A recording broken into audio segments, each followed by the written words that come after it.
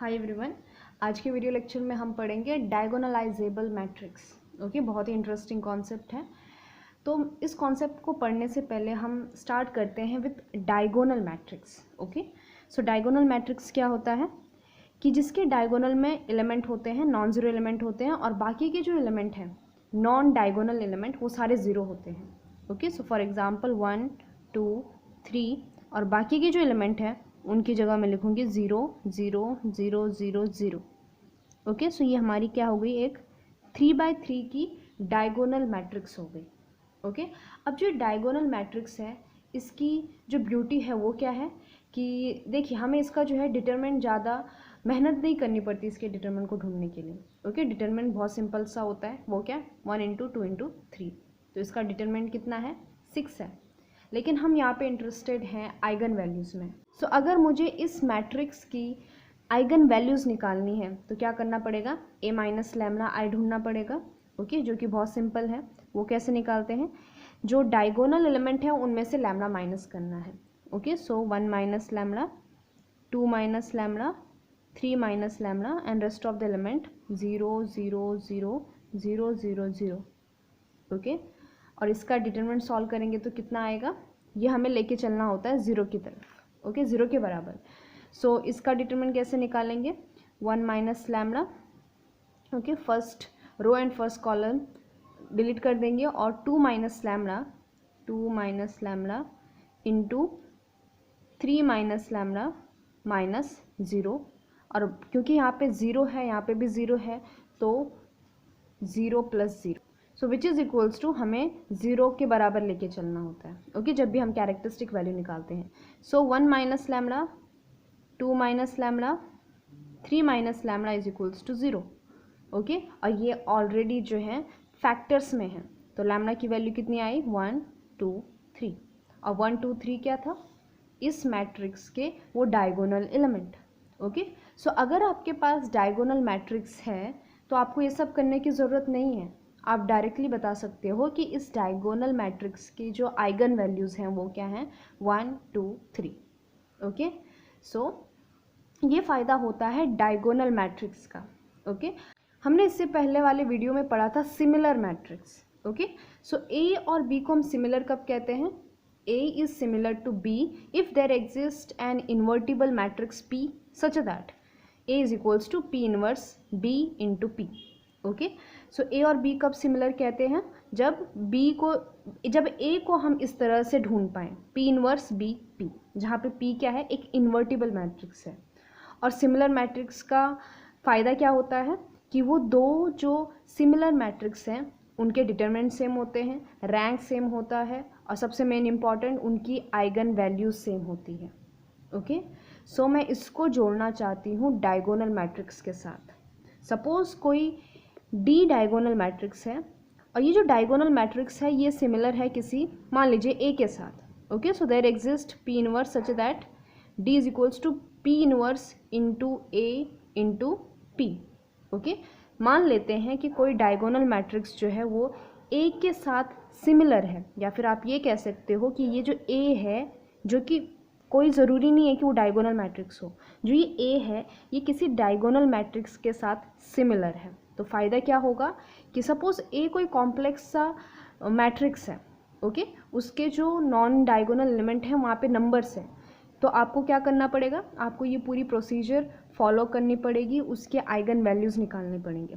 लेकिन अगर हमें सिर्फ ये पता हो कि ये जो ए है ये इस डी के साथ सिमिलर है, तो डी के जो डायगोनल एलिमेंट होंगे वही उस डी के आइगन वैल्यू होंगी, और वही डायगोनल एलिमेंट जो हैं ए के भी क्या होंगे, आइगन्स वैल्यू होंगी।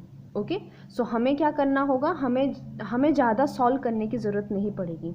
ओके, सो ये फ़ायदा है जब हम ए को जो है डी के साथ सिमिलर दिखाते हैं, क्योंकि डी की बहुत सी प्रॉपर्टी बड़ी आसान होती है, डी का मल्टीप्लिकेशन भी बहुत आसान होता है। देखिए, अगर मैं डी कोई इस तरह से लूँ 1 2 0 0, ये एक डायगोनल मैट्रिक्स है। ओके, और मैं इसी को इसी के साथ मल्टीप्लाई करूँ 1 0 0 2, तो मुझे क्या मिलेगा, देखिए 1 0 into 1 0 is 1, 1 0 into 0 2 is 0, this is 0, and 0 2 into 0 2 is 4, जो कि किसके बराबर है 1 स्क्वायर 0 0 2 स्क्वायर। ओके, सो अगर किसी डी के पास इस तरह से एलिमेंट है a 0 0 b, okay, so D square कितना आता है a square 0 0 p square. Okay, बहुत सिंपल सी बात है, आपको सिर्फ क्या करना है उन डायगोनल एलिमेंट का स्क्वायर लेना है, जबकि यही चीज़ कॉम्प्लेक्स हो जाती है 3x3 मैट्रिक्स में, 4x4 मैट्रिक्स में। ओके, सो अगर वो डायगोनल मैट्रिक्स हो तो बहुत सिंपल होता है मल्टीप्लिकेशन करना। ओके, वही चीज़ यहाँ पे भी हो सकती है। अगर मैं इस डी का स्क्वायर निकालती हूँ तो डी स्क्वायर यानी क्या p inverse A P into p inverse A P.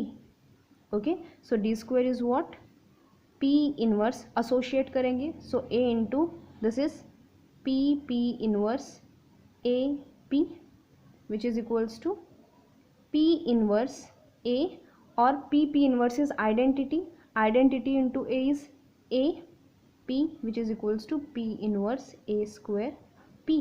So d square is equals to what p inverse a square p। Okay, और यहाँ पे फ़ायदा क्या हुआ कि देखिए अगर मैं डी स्क्वायर निकालूँ, सपोज इसी का डी स्क्वायर निकालते हैं, तो इस केस में डी स्क्वायर कितना आएगा 1 का स्क्वायर, 2 का स्क्वायर यानी कि 4, 3 का स्क्वायर यानी कि 9, 0 0 0 0 0 0। ओके, सो इस केस में डी स्क्वायर की जो आइगन वैल्यूज़ होंगी वो क्या होगा 1 4 और 9। ओके, और क्योंकि ये जो डी स्क्वायर है ये ए स्क्वायर के साथ सिमिलर है तो ए स्क्वायर की भी यही आइगन वैल्यूज़ होंगी। ओके, अगर हमें ये ना पता होता कि ए जो है डी के साथ सिमिलर है तो हमें क्या करना पड़ता, पहले ए को जो है ए के साथ मल्टीप्लाई करना पड़ता, ए स्क्वायर निकालना पड़ता, फिर से यही प्रोसीजर लगानी पड़ती, फिर आइगन वैल्यूज़ निकालते। ओके, सो किसी मैट्रिक्स का डायगोनल मैट्रिक्स के साथ सिमिलर होना कितना फ़ायदेमंद है। ओके, सो ये था डायगोनल एलिमेंट और डायगोनल मैट्रिक्स और उसकी इम्पॉर्टेंस, और किस तरह से वो बी के साथ या फिर ए के साथ सिमिलर होने से उस ए और बी को फ़ायदा होता है। ओके, सो डेफिनेशन क्या है डायगोनलाइजेबल मैट्रिक्स की, let A be n by n matrix, let A be n by n matrix, we say A is diagonalizable if there exists a non-singular matrix P such that P inverse AP is equals to D। Okay, अगर कोई ऐसा P exist करता है, कैसा non singular, such that P inverse AP is equals to D, यानी कि वो जो A और D हैं वो सिमिलर हैं, वे D is diagonal matrix. Okay, तो हम A को क्या कहते हैं कि वो डायगोनलाइजेबल है, यानी कि हम उसको किसी P इनवर्स P से इस तरह से मल्टीप्लाई करके एक डायगोनल मैट्रिक्स निकाल सकते हैं जो कि उसके साथ क्या होगा सिमिलर होगा तो सिमिलर प्रॉपर्टीज़ भी होंगी। ओके, तो यहाँ पे सबसे बड़ा रोल है इस P का, ओके, उस नॉन सिंगुलर मैट्रिक्स का, कि हम इस P को कैसे ढूंढें सच दैट कि हम P इनवर्स AP जो है एक डायगोनल मैट्रिक्स निकालें। देखिए कोई भी नॉन सिंगुलर मैट्रिक्स अगर हम P लेते हैं तो ज़रूरी नहीं है जब आप A को इस तरह से मल्टीप्लाई करो तो आपको एक डायगोनल मैट्रिक्स ही मिलेगी। ओके, क्योंकि हमने इससे पहले भी एग्जाम्पल देखे हैं जहाँ पे A और B सिमिलर थे लेकिन वो जो B निकला था वो डायगोनल मैट्रिक्स नहीं था। ओके, सो ये जो P है ये किस तरह से होना चाहिए। Okay, let's see. सो देखिए मान लेते हैं A मैट्रिक्स है, A x1 is equals to lambda 1 x1। इसका क्या मतलब हुआ कि लैम्डा 1 जो है वो A की कोई आइगन वैल्यू है और x1 जो है वो आइगन वेक्टर है corresponding to this lambda 1। Okay, और एक और लेती हूँ मैं A x2 is equals to lambda 2 x2। Okay, so lambda 2 जो है कोई दूसरा आइगन वैल्यू है A का। ये जो लैम्डा 2 है ये डिस्टिंक्ट है फ्रॉम लैम्डा 1। ओके, दोनों डिफरेंट हैं। तो आप क्या कुछ इन आइगन वेक्टर्स के बारे में बता सकते हैं। ओके, देखिए हमने एक चीज़ पढ़ी है कि एक आइगन वैल्यू के बहुत सारे आइगन वेक्टर हो सकते हैं। ओके, लेकिन एक आइगन वेक्टर का एक ही आइगन वैल्यू होता है, यानी कि x1 जो है सिर्फ लैम्डा 1 के लिए ही आइगन वेक्टर होगा, जैसे कि इस केस में है x1 can not be eigen vector for lambda 2।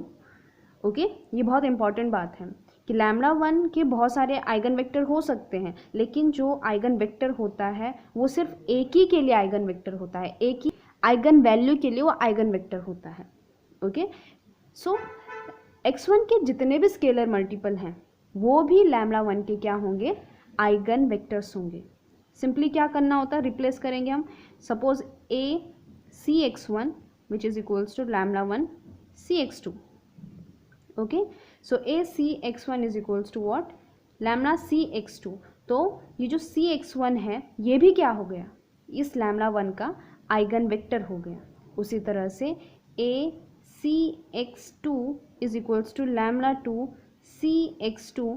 तो ये जो x2 है इसके जितने भी स्केलर मल्टीपल हैं इस x2 के, वो भी क्या हैं, इस लैम्डा 2 के आइगन वेक्टर्स हैं। इसका क्या मतलब है कि ये जो x1 और x2 हैं ये लीनियरली डिपेंडेंट नहीं हो सकते। ओके, अगर x1 और x2 लीनियरली डिपेंडेंट होते हैं तो इसका मतलब क्या होता कि x2 होता some multiple of x1, so ultimately वो जो x2 होता वो भी एक आइगन वेक्टर होता है इस लैम्डा 1 का। ओके, लेकिन क्योंकि लैम्डा 1 और लैम्डा 2 डिस्टिंक्ट हैं, since lambda 1 and lambda 2 are distinct, this implies कि x1 and x2 are linearly independent. Okay, so ये चीज़ बहुत इंपॉर्टेंट है, ये हमारे बहुत काम आएगी। Okay, so lambda 1 and lambda 2 are distinct, therefore these two vectors are linearly independent. Okay, अब मैं एक काम करती हूँ, मैं इस मैट्रिक्स को लेती हूँ A और इसको मल्टीप्लाई करती हूँ bye x1 and x2 and x2। देखिए x1 और x2 भी मैंने एक मैट्रिक्स ली है, उन दोनों से मैंने एक मैट्रिक्स बनाई है। सपोज x1 जो है वो R2 का है। ओके, मान लेते हैं वो है 1 2, और x2 जो है वो भी R2 का है। ऑब्वियसली हम सेम वेक्टर स्पेस से ले रहे हैं, तो मान लेते हैं वो आता है 3 4। ओके, तो ये मैट्रिक्स कैसी बनेगी, ये कुछ इस तरह से बनेगी A इंटू 1 2 3 4। ओके, सो कहने का मेरा ये मतलब है कि ये जो है ये एक मैट्रिक्स है। Okay, A x1 x2। अच्छा, so this A x1 x2 किसके बराबर आएगा, A x1 A x2। इसी तरह से हम दो मैट्रिक्स को मल्टीप्लाई करते हैं। मान लेते हैं यहाँ पे A है हमारा 1 2 0 1। ओके, और ये हमारा क्या है x1 x2 यानी कि 1 2 3 4। तो इन दोनों का मल्टीप्लिकेशन कितना आएगा, 1 4 3 10। ओके, इन दोनों का मल्टीप्लिकेशन कितना है, 1 4 3 10। और एक्चुअली 1 4 3 10 आता कैसा है, हम क्या करते हैं, सपोज ये A है, ये हमारा x1 है, ये हमारा x2 है। Okay, so A this matrix into x1 1 0 2 1। जब हम इस मैट्रिक्स को जो है x1 के साथ मल्टीप्लाई करते हैं यानी 1 2 के साथ मल्टीप्लाई करते हैं तो हमें मिलता है 1 4, यानी कि इस मैट्रिक्स का पहला कॉलम। ओके, सो इस मैट्रिक्स का जो पहला कॉलम है वो एक्चुअली है क्या, वो है A into x1, A x1। Okay, आप सॉल्व करके देखिए यही आंसर आएगा। ओके, उसी तरह से जो सेकेंड कॉलम है 3 10, ये है क्या actually A into x2। Okay, इसी तरह से जो है मैट्रिक्स की मल्टीप्लिकेशन होती है। ओके, तो इसका क्या मतलब है कि A into the matrix x1 x2 can be written as A x1 A x2। Okay, अब देखिए A x1 है क्या, लैम्डा 1 टाइम्स x1 यानी कि लैम्डा 1 x1, और A x2 क्या है, लैम्डा 2 x2 है। ओके, अब देखो मैं ये भी एक मैट्रिक्स है, मैं इसको किस तरह से लिखती हूँ। देखिए हमारे पास क्या है, लैम्डा 1 x1 लैम्डा 2 x2। इसको मैं कुछ इस तरह से लिखूँगी। देखिए x1 x2 इंटू मैं क्या करूँगी, देखिए x1 के साथ मल्टीप्लाई है लैम्डा 1। ओके, तो यानी क्या कि मेरा जो पहला कॉलम है, पहला कॉलम और पहला रो है, वहाँ का जो पहला एलिमेंट है वो क्या होगा, लैम्डा 1। देखिए x1 इंटू लैम्डा 1 हम इस तरह से मल्टीप्लाई करते हैं, पहला row into first column. So x1 into lambda 1 is x1 lambda 1, और क्योंकि इसमें प्लस x2 का कोई एलिमेंट नहीं है तो यानी क्या कि x2 के साथ 0 मल्टीप्लाइड है। ओके, उसी तरह से अगर मैं इसमें सेकेंड कॉलम की बात करूँ so it is lambda 2 x2 to x2 और इसमें x1 का कोई कंपोनेंट नहीं है, यानी कि यहाँ पे कितना आया 0 आया। ओके और क्योंकि x2 के साथ λ2 मल्टीप्लाइड है सो λ2। ओके आप इसको मल्टीप्लाई करके देखिए, आपको ये आंसर मिलेगा। ओके और आप देख रहे हो ये क्या है, ये एक डायगोनल मैट्रिक्स है।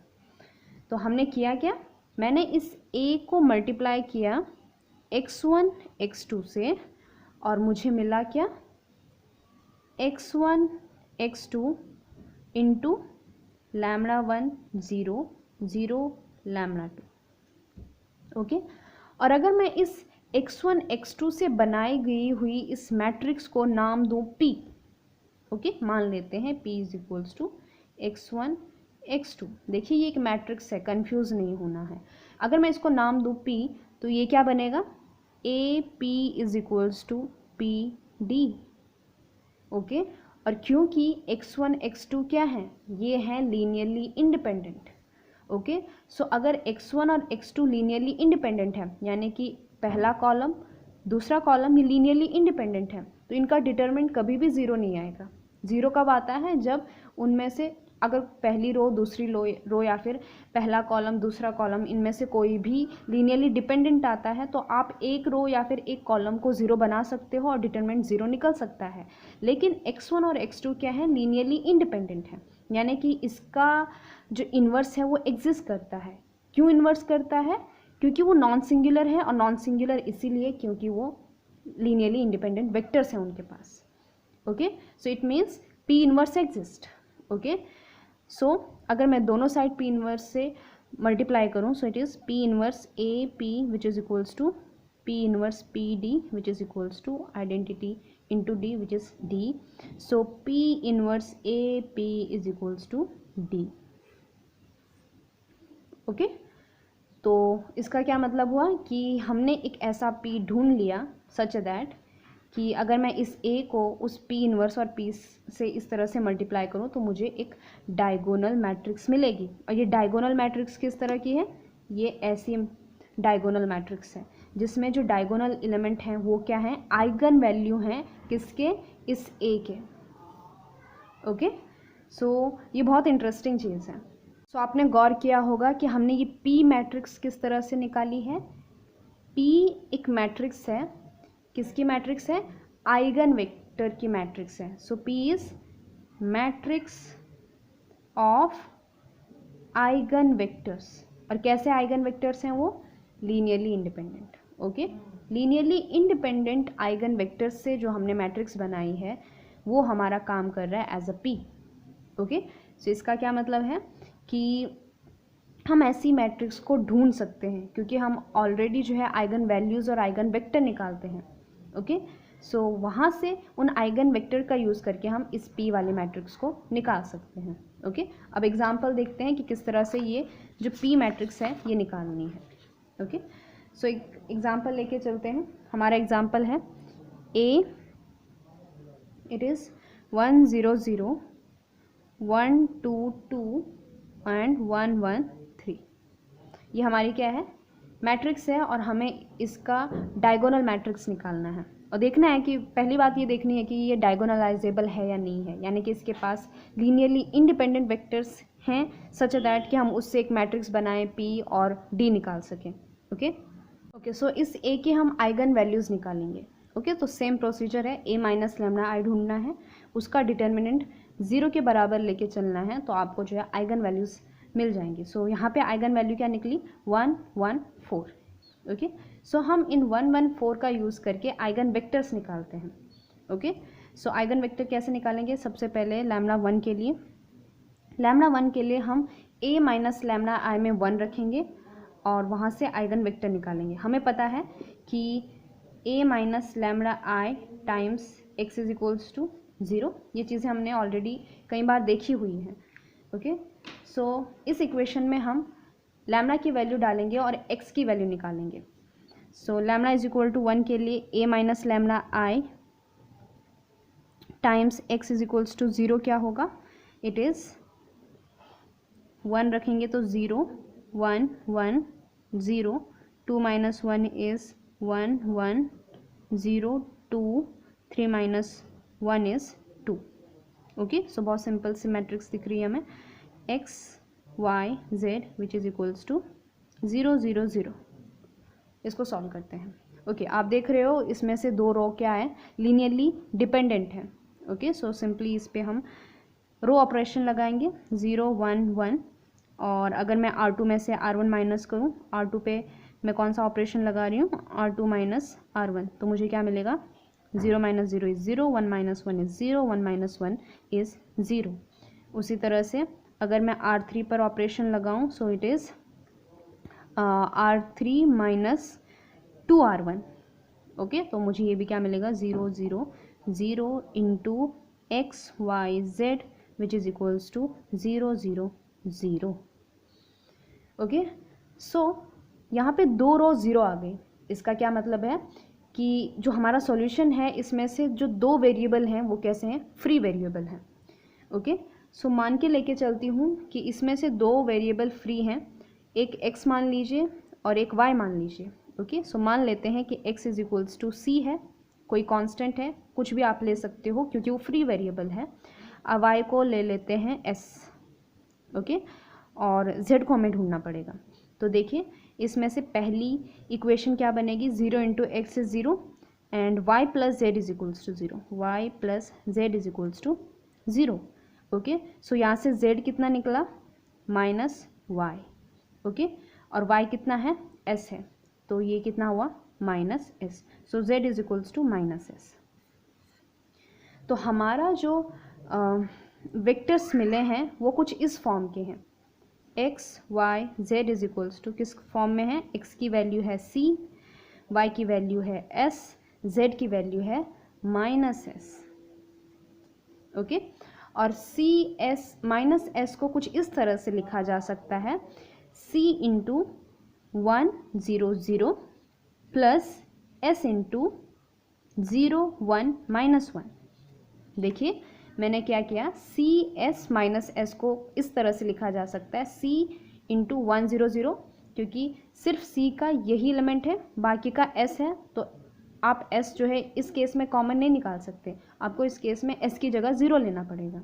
Okay, in terms of vector मैं इसको लिखती हूँ, जिस तरह से हम वेक्टर का लीनियर कॉम्बिनेशन लिखते हैं उसी तरह से मैं c s माइनस s को जो है इन दो वेक्टर्स के लीनियर कॉम्बिनेशन में लिख रही हूँ। सो c into 1 0 0 plus s into 0 1 minus 1, आप दोनों को ऐड कीजिए आपको यही मिलेगा। इसका क्या मतलब है कि ये जो वेक्टर है 1 0 0 और 0 1 माइनस 1, ये क्या है, ये आइगन वेक्टर है, आइगन वेक्टर है। ओके, और इन दोनों का जो पूरा लीनियर कॉम्बिनेशन है वो आइगन स्पेस देगा इस लैम्डा 1 के लिए। और एक और इम्पॉर्टेंट बात, 1 0 0 0 1 माइनस 1, ये दोनों कैसे हैं, ये लीनियरली इंडिपेंडेंट भी हैं। आप इससे जो है ये नहीं निकाल सकते, इससे ये नहीं निकाल सकते, ये एक दूसरे के स्केलर मल्टीपल नहीं है। ओके, हमने लैम्डा 1 के लिए तो आइगन वेक्टर निकाल दिया, अब निकालते हैं लैम्डा 4 के लिए। सो लैम्डा 4 के लिए फिर से वही चीज़ करेंगे, लैम्डा की जगह 4 रखेंगे। सो हमारा a minus lambda I into x कितना निकलेगा, 1 minus 4 is minus 3 1 1 0, 2 minus 4 is minus 2 1 0 2, और 3 minus 4 is minus 1 into x Y Z which is equals to 0 0 0।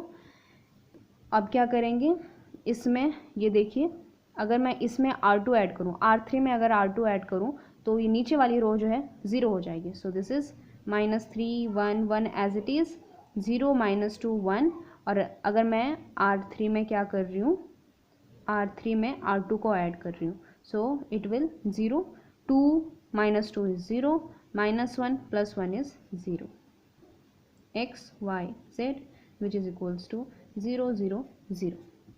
Okay, आप इसको जो है इससे ज़्यादा रिड्यूस नहीं कर सकते, ज़्यादा से ज़्यादा आप 2 से डिवाइड करके जो है 1 बना सकते हो, लेकिन इससे ज़्यादा नहीं जा सकते।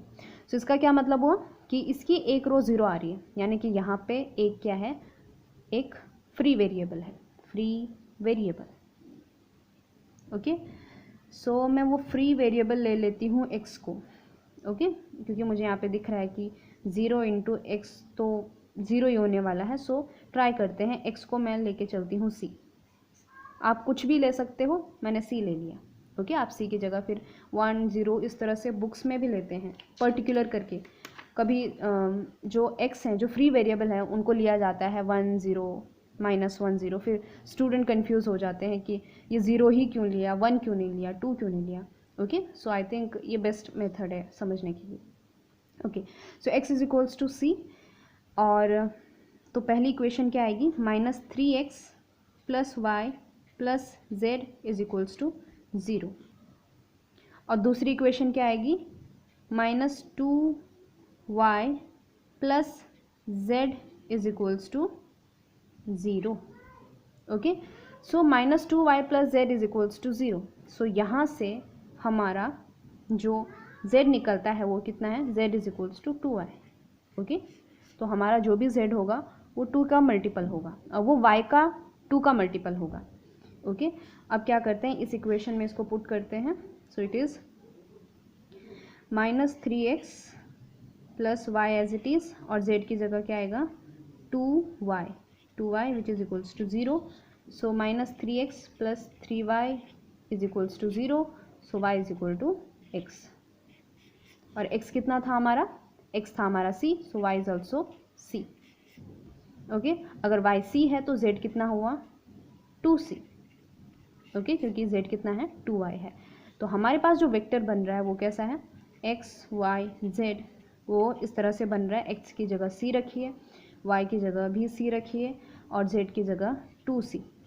तो अगर मैं c कॉमन लूँ तो क्या बनेगा, 1 1 2। तो मेरा आइगन वेक्टर क्या बना,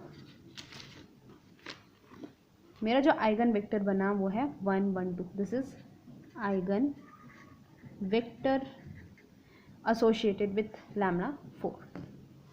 ओके, सो अब हमारे पास 3 आइगन वेक्टर्स आ गए हैं। ये पहले दो जो हैं λ1 से आए और ये λ4 से आए हैं, और इन्हीं से हम क्या बनाएंगे, हमारा मैट्रिक्स P बनाएंगे। ओके, सो P क्या था, इन आइगन वेक्टर्स का matrix. Okay, x1 x2 x3। तो इस केस में ये क्या बनेगा, 1 0 0 0 1 -1 1 1 2। ओके, और इसका अगर हम P इन्वर्स निकालें तो वो कितना है, आप खुद निकाल सकते हो। It is 1/3 3 -1 -1 0 2 -1 0 1 1।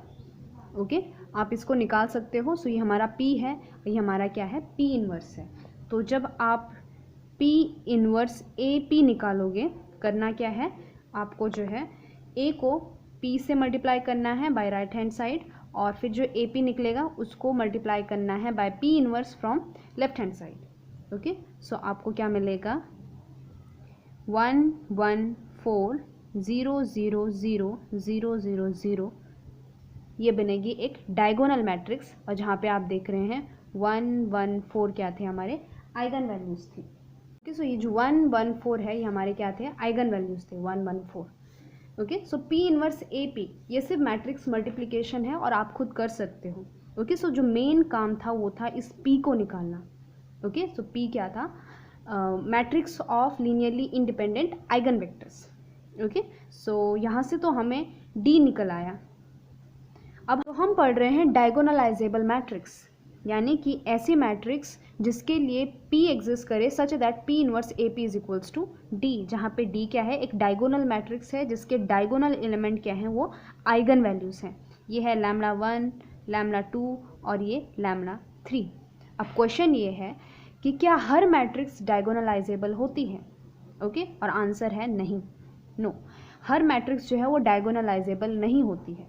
ओके, तो प्रॉब्लम कहाँ आती होगी, उन मैट्रिक्स में जहाँ पे वो डायगोनलाइजेबल नहीं है। ओके, सो एक छोटे से एग्जांपल से देखेंगे। एक एग्जांपल है 1 2 0 1।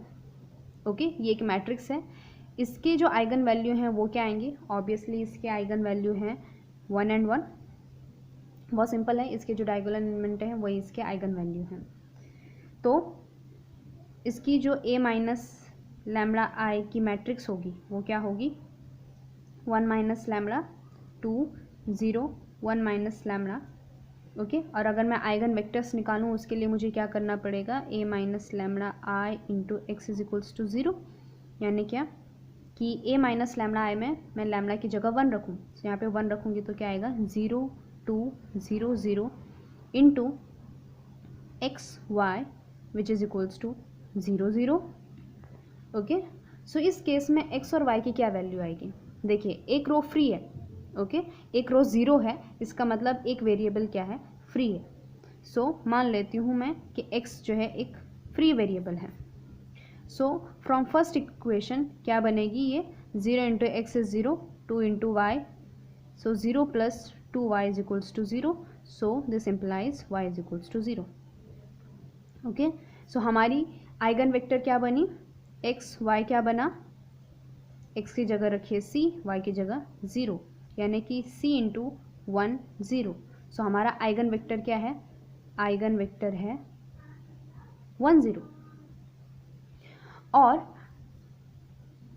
अब आप इस एक वेक्टर से वो मैट्रिक्स P नहीं बना सकते, ओके क्योंकि इसके पास एक ही आइगन वेक्टर है, कौन सा 1 0, और इसके सारे स्केलर मल्टीपल। ओके, सो अगर मैं सपोज 2 0 लूँ तो ये क्या है, ये इस 1 0 का जो है लीनियर कॉम्बिनेशन है। ओके, ये स्केलर मल्टीपल है, तो ये दो वेक्टर जो है लीनियरली डिपेंडेंट हैं, तो आप इन दो वेक्टर से जो है वो P नहीं बना सकते। तो क्योंकि इसके पास एक ही आइगन वेक्टर है तो हम इस केस में P नहीं निकाल सकते।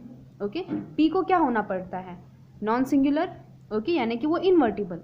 तो इन्वर्टिबल जो है वो स्क्वायर मैट्रिक्स होती हैं, सबसे पहले वो स्क्वायर मैट्रिक्स होनी चाहिए, इससे आप जो है स्क्वायर मैट्रिक्स नहीं बना सकते, एक वेक्टर से कैसे बनाओगे। ओके, तो इस केस में क्या हो रहा है कि एक ही आइगन वेक्टर निकल रहा है जबकि हमें चाहिए थे 2 independent eigen vectors. Okay, so यहाँ पे हम P नहीं बना पा रहे हैं। सो इसका क्या मतलब है कि ये जो मैट्रिक्स है 1 2 0 1 ये डायगोनलाइजेबल नहीं है। ओके, सो हर मैट्रिक्स जो है वो डायगोनलाइजेबल नहीं होती। तो यहाँ से एक चीज़ ध्यान में रखनी है कि अगर कोई A n बाय n की मैट्रिक्स है, ओके सो ये डायगोनलाइजेबल तब होता है जब कोई एक P n बाय n की मैट्रिक्स एग्जिस्ट करे सच दैट इसके जो वेक्टर्स हैं वो क्या हो, लीनियरली इंडिपेंडेंट। जितने भी ये x1 x2 up to so on xn vectors हैं, आइगन वेक्टर्स हैं, ये क्या होने चाहिए, लीनियरली इंडिपेंडेंट। ओके, सो इस केस में A कितना था, 2/2 था, 2/2 का मैट्रिक्स। तो यहाँ पे हम P 2/2 की मैट्रिक्स फॉर्म नहीं कर पा रहे हैं such that x1 and x2 are linearly independent, ये चीज़ हम नहीं कर पा रहे हैं। ओके, लेकिन ये चीज़ हमने यहाँ पे कर दी थी, जहाँ पे A 3/3 की मैट्रिक्स थी, हमने भी 3/3 का P निकाला, जहाँ पे x1 x2 एंड x3 क्या थे, लीनियरली इंडिपेंडेंट। ओके, सो ये कॉन्सेप्ट था डायगोनलाइजेबल मैट्रिक्स का। ओके, सो डायगोनल मैट्रिक्स बहुत काम की चीज़ है और वो इस तरह से मदद करती है हमें एक मैट्रिक्स की आइगन वैल्यूज़ निकालने में।